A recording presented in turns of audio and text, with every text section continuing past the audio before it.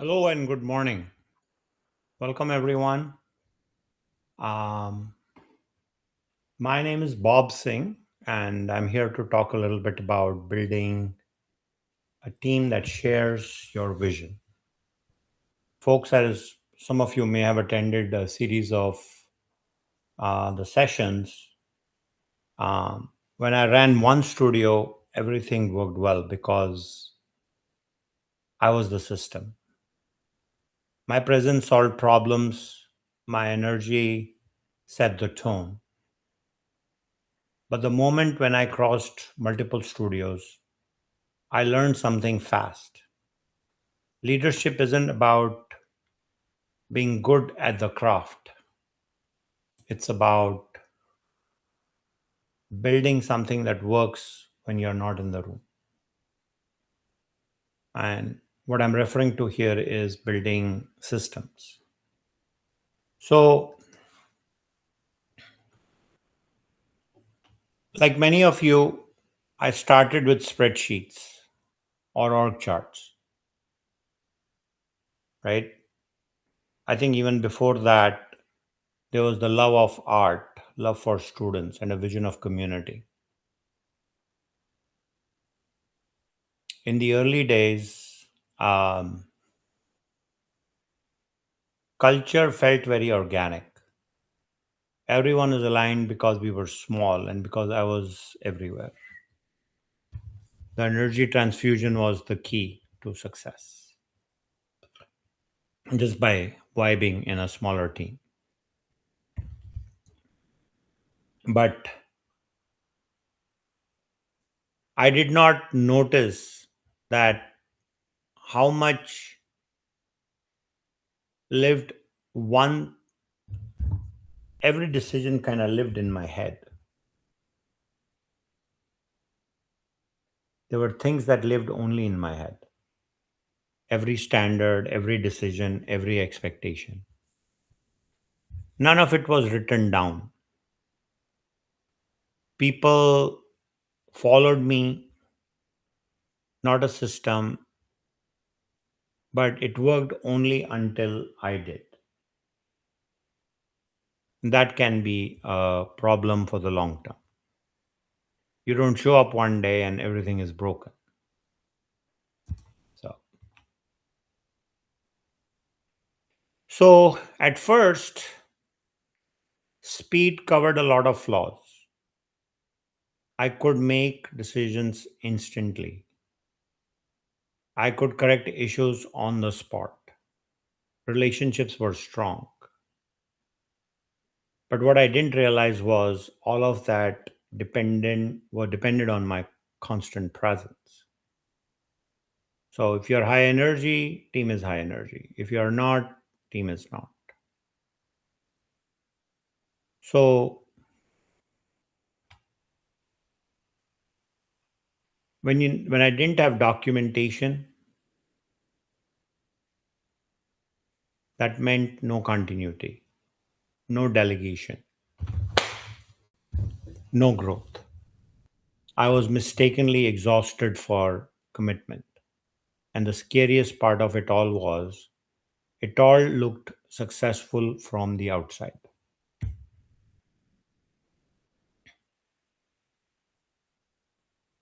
And then when the second studio opened, confidence was high. I assumed culture would copy itself. I used the same words, gave the same talks, and expected the same outcomes. What I didn't account for was that culture does not transfer through intention, it transfers through structure. So,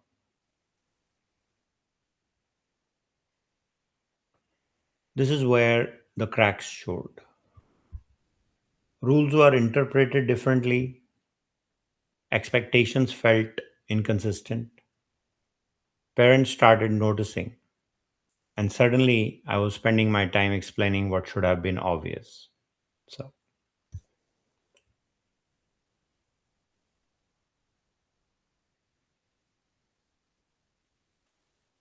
so I caught myself saying, that's not how we do things here. And then it hit me. If I'm the only one who knows how we do things, that's a leadership failure, not a staff issue. It was not for me to make those decisions. It was for team. My response was to work harder, be everywhere, fix everything myself. And that's the trap most leaders fall into, or most owners fall into, thinking more effort will solve a design problem. It doesn't. Then you start micromanaging. Things start getting more exhausting.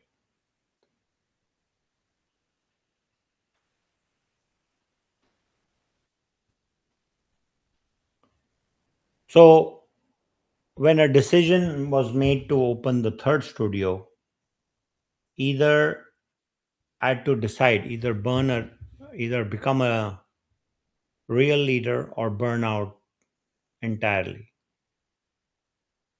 This wasn't more ambitious, it was about responsibility. I had to learn to expand or stabilize, scale or collapse. And there's also an inner element of the owner of letting go of their ego versus responsibility. In all this, I chose leadership.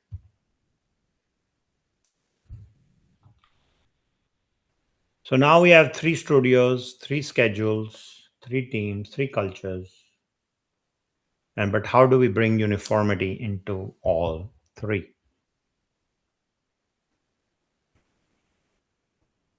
With three studios, chaos doesn't announce itself as a leak.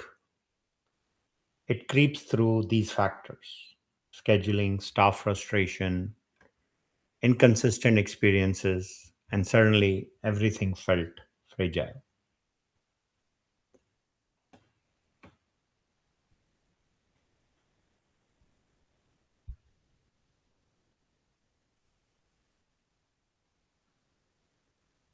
So, if you have a vision, it cannot live in your head, it cannot rely on your personality. The vision has to be intentional, that is aligned to a specific studio, specific culture within the studio, and it has to not live in your mind, it has to live in the minds of your staff members. And how do you become intentional about your vision? A short incantation that represents your studio, that is repeated at the start of a stand up, in a meeting, every day, frames the intention in your studio. That's what I mean by being intentional or engineering. Crafting the vision in people's mind is your personal responsibility. You can have your vision, you can have your values, but if those are not shared in people's mind, they wouldn't know.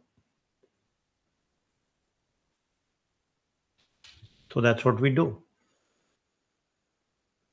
And when you intentionally share the vision, that will drive actions across all the different roles, departments, and it will bring alignment in the energy of the studio.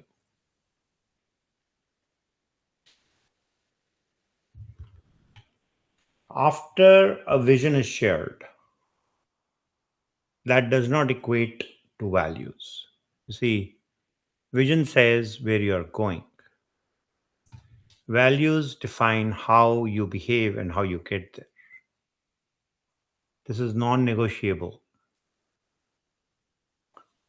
You define the line, but your values dictate how you get there.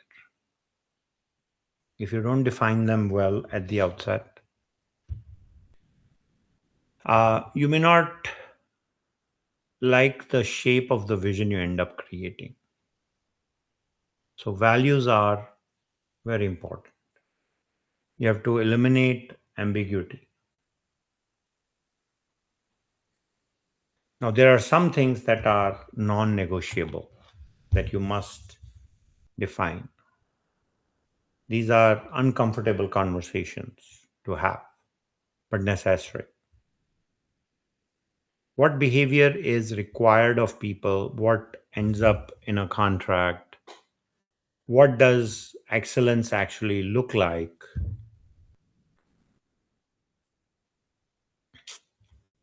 When you have ambiguity, that's where resentment will grow. So you can create checklists through the wazoo, but if there is nothing punitive, then without controls, um, things will diverge into negativity. So we should never compromise ambiguity or excellence. And that should show up in your staff behavior. So,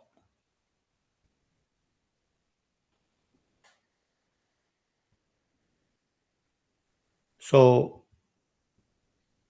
why teams end up drifting if it is for lack of control creation, lack of clarity. Lack of clarity comes in when you're ambiguous, or if you have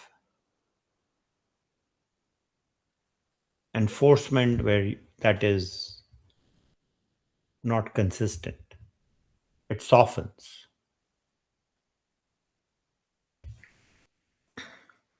Exceptions become the norm.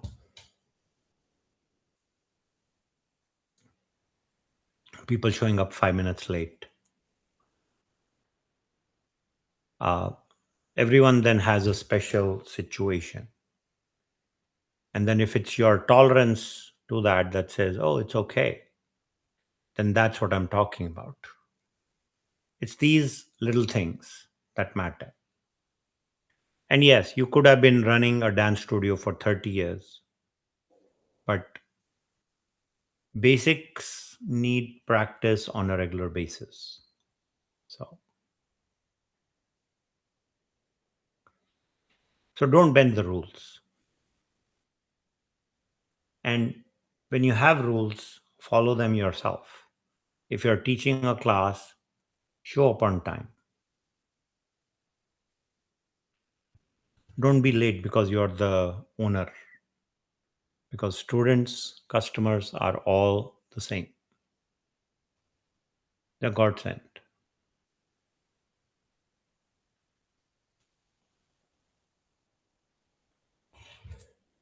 So now the question is we do all this and still we're not getting the results. And that's where a little bit of charisma becomes powerful. It may not scale, your personal charisma may not scale, but language definitely scales. Systems will scale. Clear expectations will scale. Leadership then moves from your energy to architecture.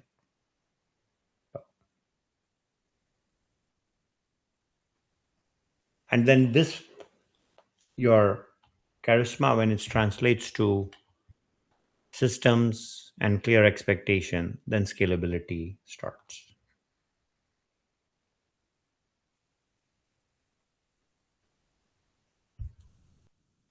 You go from becoming a performer of your dance studio to a designer.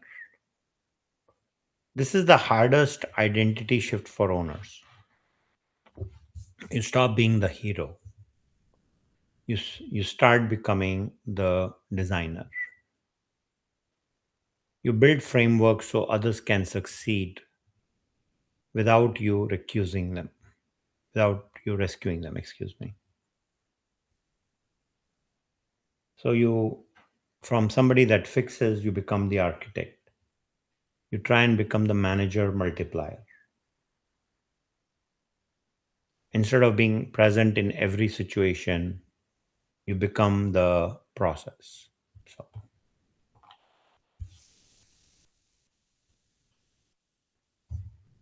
rather than keep saying, I'll do it, you change that to saying, you own it. Delegation is a ladder. Each time a situation happens, when you delegate, you build trust. You do it together. You own it together. That way, you build confidence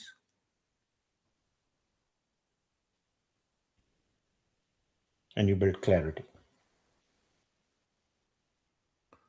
You build confidence and you build clarity.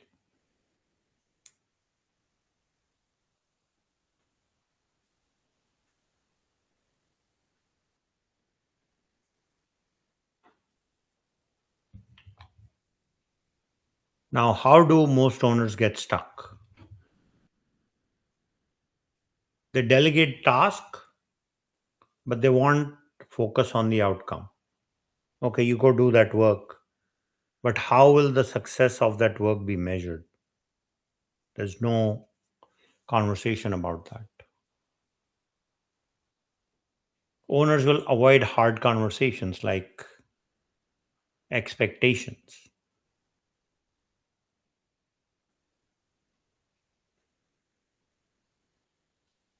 They award loyalty over alignment. If you award following the process more than loyalty, that will change things. That's being kind, which is actually to be avoided in business. You must focus on clarity, on the process, rather than focus on being kind.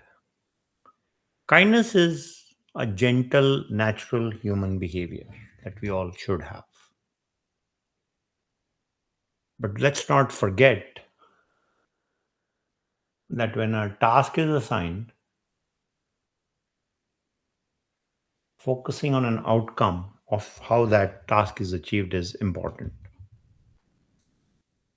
And you see, trust is not blind either. Trust isn't a feeling, it's an observable behavior over time.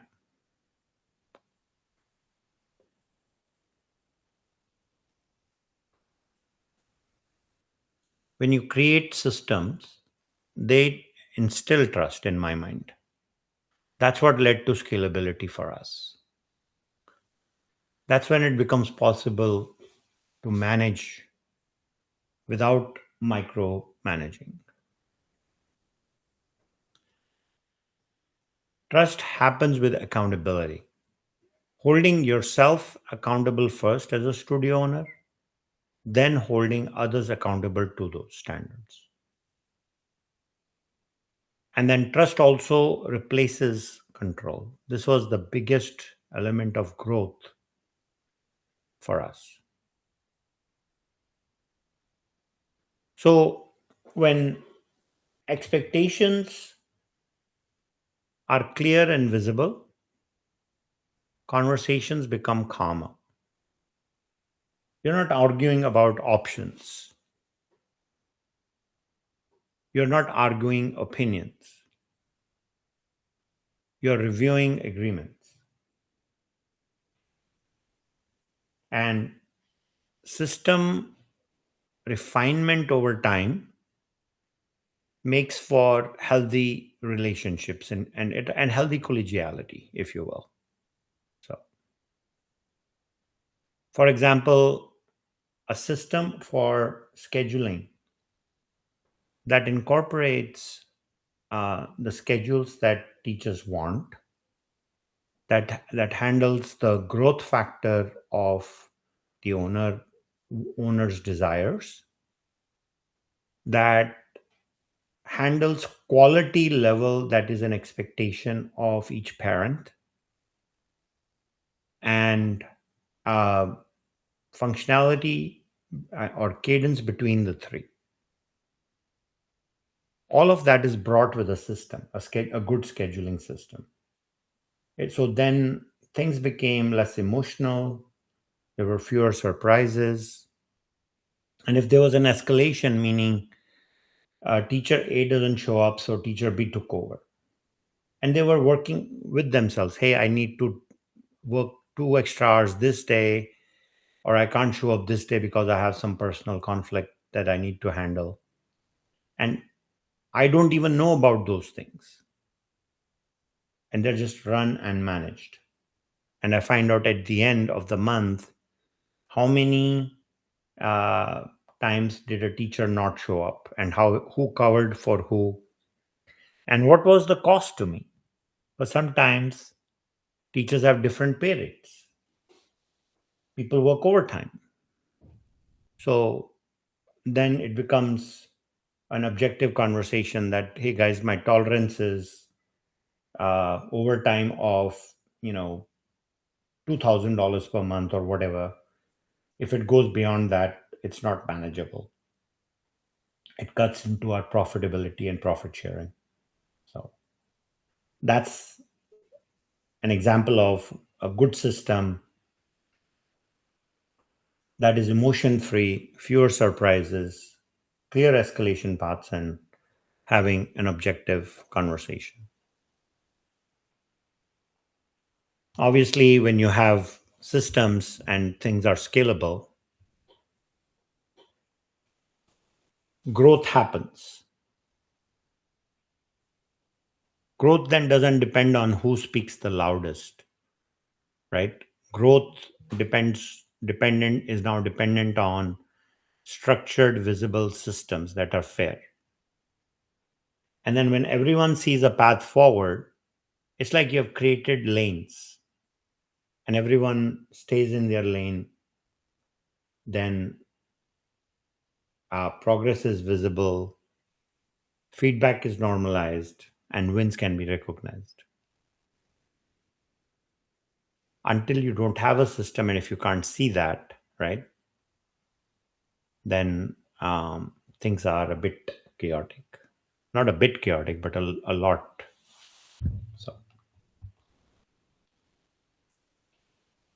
um, I've shared these slides with you in case you want to download them for yourself in the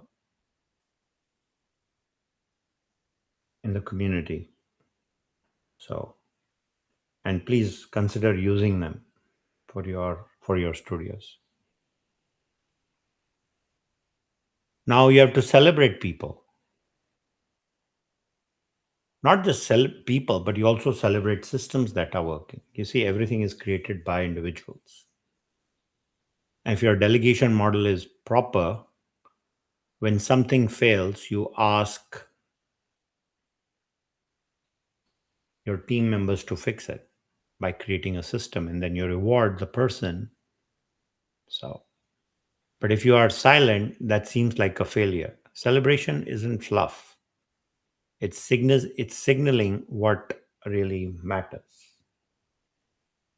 You see, recognition builds loyalty. Culture lives in the moments that are celebrated, that fade if celebration is not in continuity. Your energy shows up in systems, not in studios anymore. Your energy shows up in systems that run your studio. And that's very important. And as you celebrate, another big thing you should do in your studios is training. This is your cultural transmission. Training isn't about a skill, it's how culture shifts from one person to another. If training is informal, culture becomes accidental. But if training is formal, then it is recognized. Your attitude as an owner should be rewarding your employees with skill sets that will change their leadership styles forever. So wherever they go, they represent your culture. That's how I think of training. It's basically me getting baptized into a culture of authenticity, sharing, honesty, truth, delivering authentic teachings so student can harness their growth. As a culture, if your staff grows with you, only then your students will grow.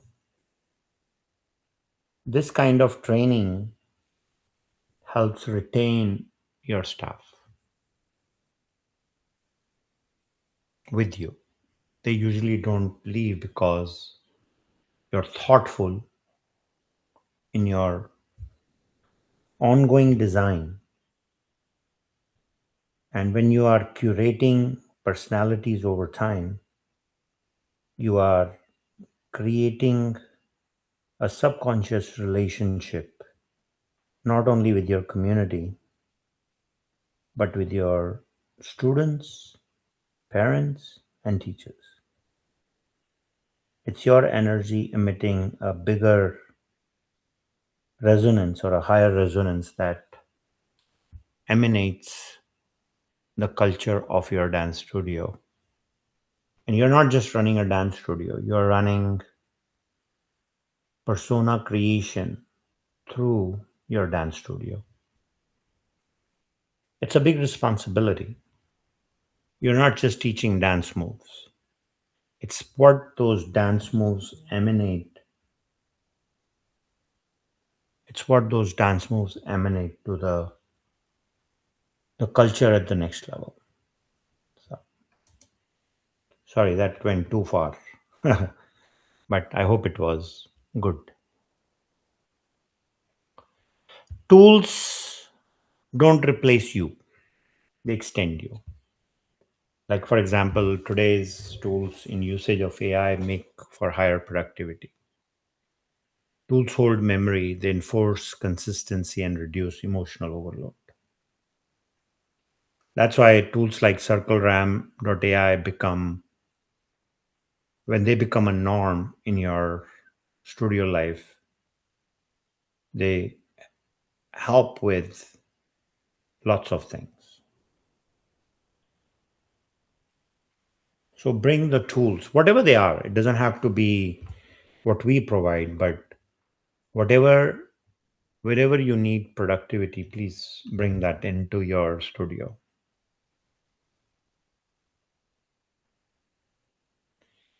We are proud of bringing operationalization through.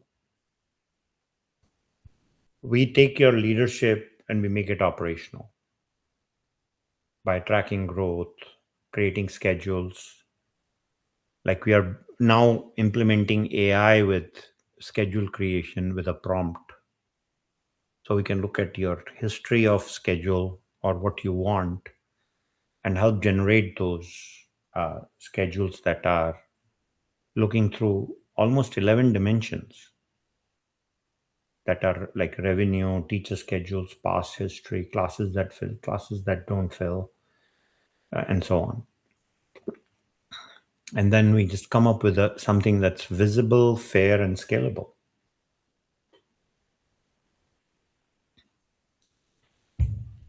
If you have multiple locations,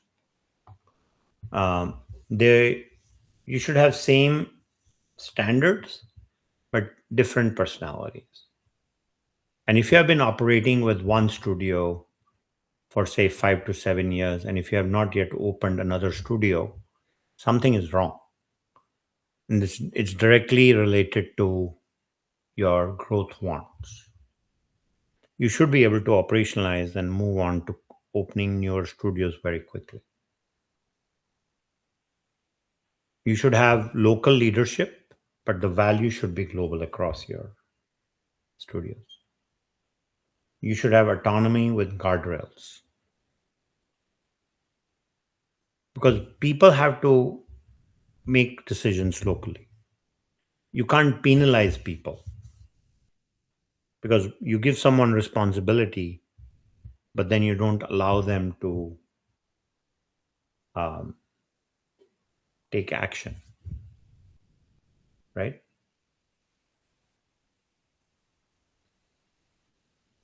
It's fine that you create guardrails, but you should give freedom within structure.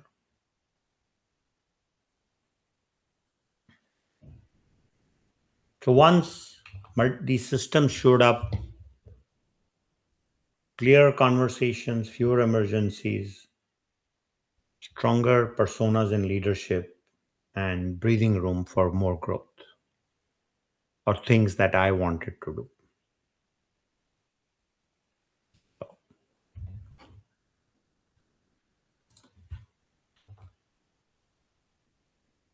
There's a identity shift for all at all levels. This is the real transformation. Rather than wherever you say, oh, they need me, I should transform to they trust the system. Rather than say, I'll fix it, you say, who owns this? We go from I'm exhausted to this is sustainable. You have to think that your business has to continue living beyond you. And if you're able to honor that thought, you'll be empowered to creating a sustainable future for your studio. If you're like me that likes to do multiple things, that's how I like to work. So, most mistakes come from good intentions because you're being over empathetic. You're delaying enforcement. You're avoiding discomfort. But clarity is kindness when done early. We have to avoid this. So,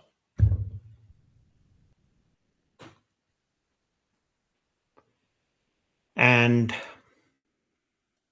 when you look at your teams, that's what they want. This is normal human behavior, right? They don't want micromanagement or chaos. They want clarity, fairness, growth. And when people know what's expected and believe the system is fair, loyalty becomes natural. Yeah, loyalty becomes natural.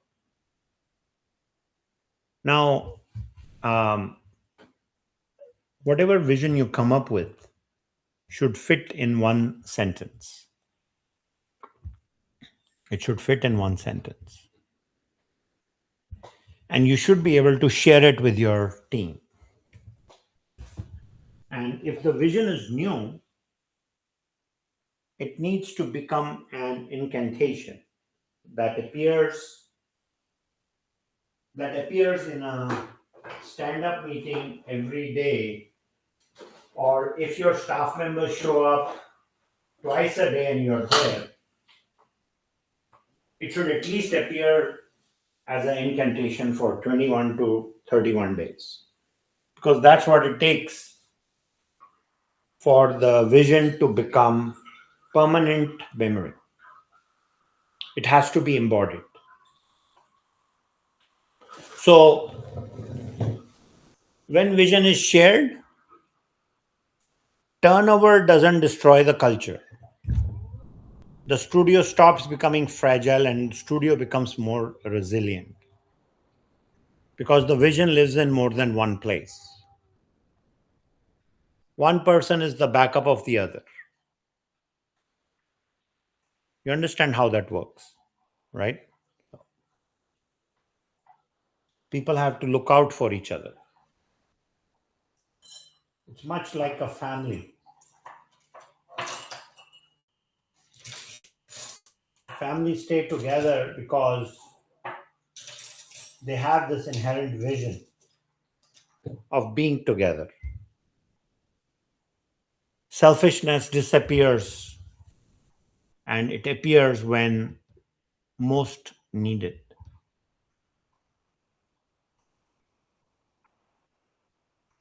But if too many become selfish, families also die because one person cannot hold it all as a owner. Everyone is the owner. Everyone must become the owner in your organization because then when vision lives in everyone's head, it becomes a teachable moment, not by you, the owner, to your colleagues, but to every member. Even a student comes back and provides a teaching moment. That's the kind of studio you want to create, where leadership becomes teachable. Studios are resilient. If you're feeling this,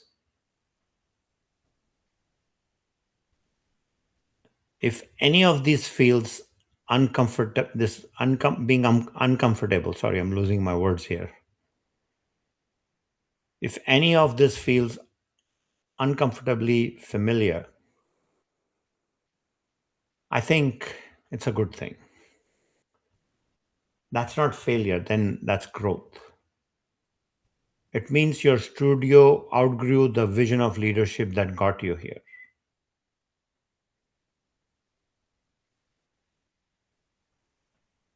So you must continue the growth. Get a new location once you have systems. Open a new location. Go online. We're going to start some course offerings in March that will show you how to scale your studio. Will come with turnkey ideas and systems. So, the best part is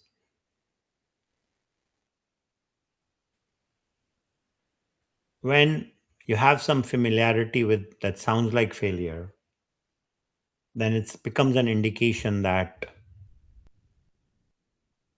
systems need to be created. When things feel messy, it's easy to blame people, right? But most of the times, it's not the people. It's always a system problem, and systems are fixable. People aren't. And why should we fix people then? It's not our responsibility. When you go inward, you grow. When you live outward, you get messier. 99.9% of the world is looking outside because that's what they see with their eyes. And seeing is believing is the biggest bullshit I've heard in my lifetime. Yeah, seeing is believing. No, it's not. Believing is taking responsibility of yourself to fix whatever you need to outward. That only happens going inside. And for our studio owners, we are creating not we, I am creating a course that I'll launch in early March that will help studio owners think inward. I've done a lot of work in this direction with my own personal life. And rather than go around with the blame game, I always ask the question, what can I do? And systemically, I've been able to fix a lot of things with some very simple yet powerful questions. I'll share them with you, right?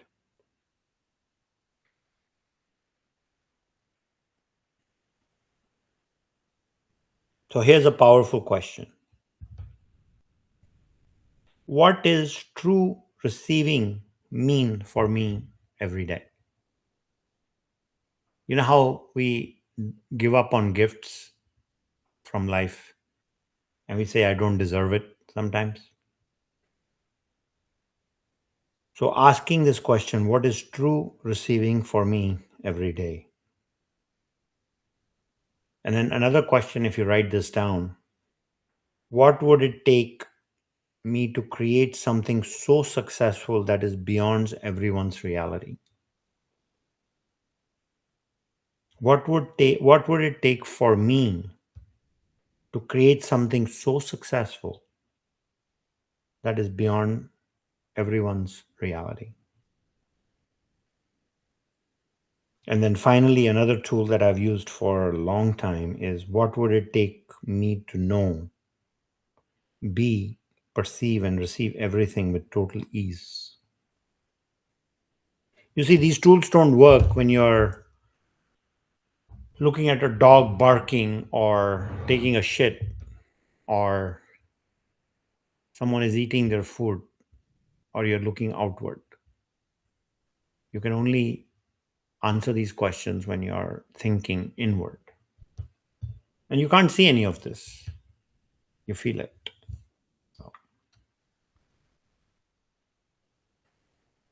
So, what our goal then becomes is not building studios that just survive but run well, places where leaders don't burn out but they outgrow themselves, and teams don't feel lost. And if you are in that daily organized chaos where people come in and have been getting trained and you're producing success and celebrations for hundreds of students and you're not thinking what could be next for your students, it doesn't have to be revenue growth for you, but it could be increased persona elements for your students. Maybe you're not measuring the persona growth of your students, and maybe you can start doing that as one idea. So we are doing workshops for of all kinds for our studio owners, and we'll continue doing that at least twice a week this year. And if you can't attend any of these, which is totally understandable because of your busy schedules, we provide recordings in the community. You can come back and play. Our YouTube channel will also have a copy of these recordings for the world to watch, because for this is my way of serving. And this is your invitation to step into the next version of your leadership where you design clarity, build systems that scale to lead without overload. Vision always starts with the founder, but it doesn't end there. When it starts with you, and if you don't know your why, you don't know the vision you want to manifest, drop me a note. I'll work with you one on one to assist you. The moment you create is carried by your team with high momentum. Keep that in mind. That's when your leadership becomes real.